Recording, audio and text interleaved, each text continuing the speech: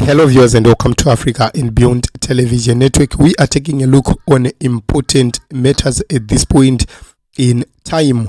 And 5 armed robbers operating from the Matabeleland region have name-dropped President Mnangagwas' son as their boss. So we need to take a look upon this report by the Newsday. Something very important to take a look upon. And the report says a 5-man armed robbery gang allegedly masquerading as military intelligence and police details name-dropped members of the first family before extorting mining firms in the Matabeleland region. So they used the name of the first family to do their shenanigans. You know, this is what happens each and every time when lawlessness starts from above.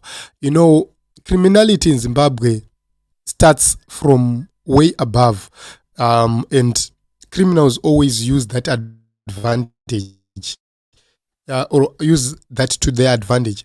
So a 5-man armed robbery gang, allegedly masquerading as military intelligence and police details, name-dropped members of the first family before extorting mining firms in the Matabeleland region.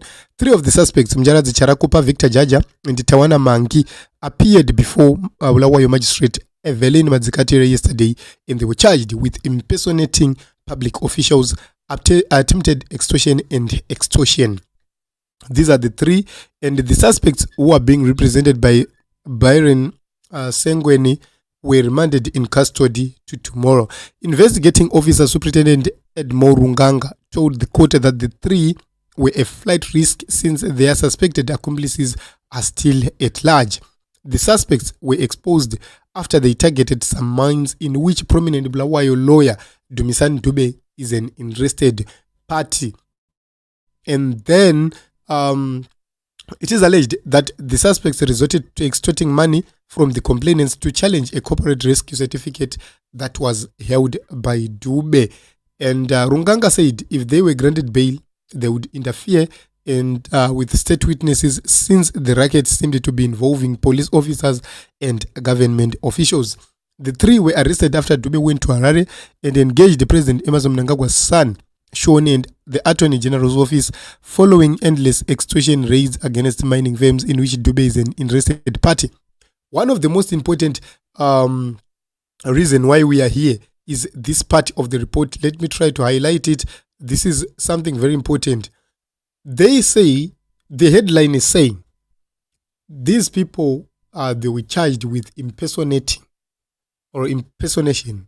But Runganga, who is the senior or who is the investigating officer, said they will interfere with witnesses since the racket seemed to be involving police officers and government officials, which means this is something very, very big.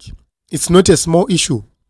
And the major question is, if somebody is name dropped, are these people going to say, no, we are being wrongly accused? No one knows. So it depends with the kind of investigations happening. It depends with the kind of judiciary and the kind of police which we have.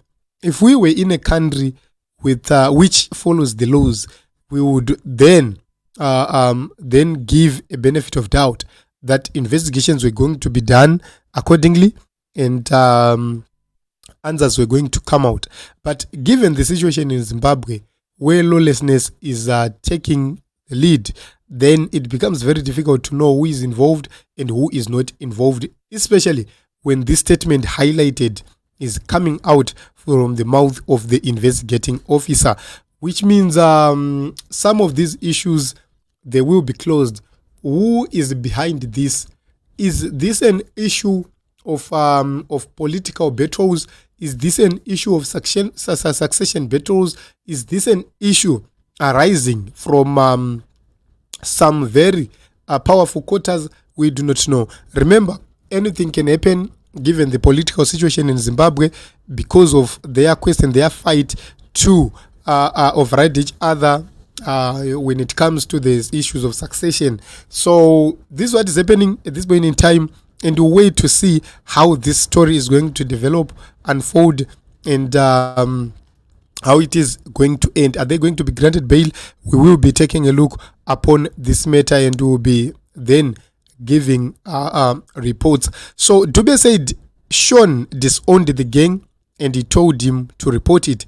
And allegations are that in February this year, Jaja visited Dube's office and introduced himself as a former officer in charge, Bedbridge Police, who was now attached to the president's office as a member of the police protection unit.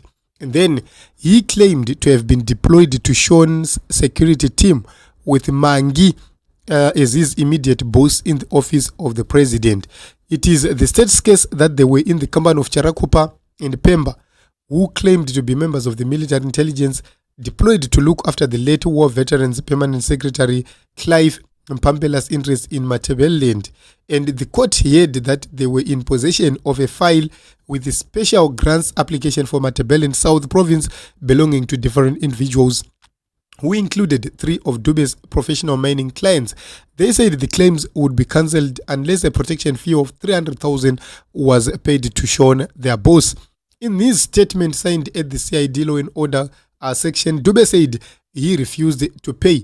A month later, April 24, 2024, then he was then appointed as a corporate rescue practitioner of Fools Investment Private Limited by the Master of High Court, and the accused then went to his office claiming to be the directors of Fools Investment and demanded 200,000 each.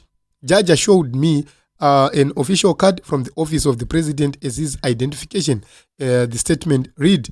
And on the third count, the court heard that they attempted to extort Dube's clients 800,000. And on the fourth count, the accused and their accomplices who are still at large on July 23, 2024, threatened to kill Dube unless he gave in to their demands. After the threats, Dube was ordered to surrender 40,000 to Mangi. On count of 5, the 4 also allegedly forced Dube to pay for their accommodation covering a period of 3 months. They were on the alleged special operation. Dube gave them 4,000 and 1,800 in the presence of Pemba and Dhaka after they threatened to kill him. In total, they extorted 55,300 from Dube on several occasions. A report was made to the police leading to the arrest of the 3 suspects. So this is it in Zimbabwe. This is the report. And taking a look onto the facts of this matter, it's very difficult to know because these people produced an ID card which Dube, who is a lawyer, says it was a valid card. We do not know if that card is going to be produced in the court of law so that it can be ascertained if it is a fake or it is original. So this is a developing story. We'll continue to wait and see as the investigations continue to happen. At this point in time, this is what we have for you, and let us meet in other episodes and other broadcasts.